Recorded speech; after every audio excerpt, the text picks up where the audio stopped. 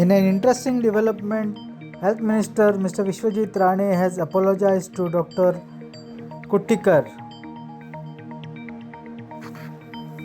In a social media post, Rane said, "During the broadcast with a local channel last night, I had openly extended my heartfelt apologies to Dr. Rudresh Kuttikar for harsh words spoken by me during my visit to GMC. In the heat of the moment, my emotions overtook my expression and I deeply regret the manner in which I addressed the situation.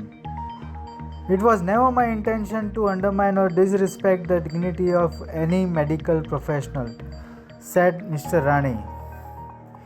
Here is the entire transcript of Mr. Rane's apology.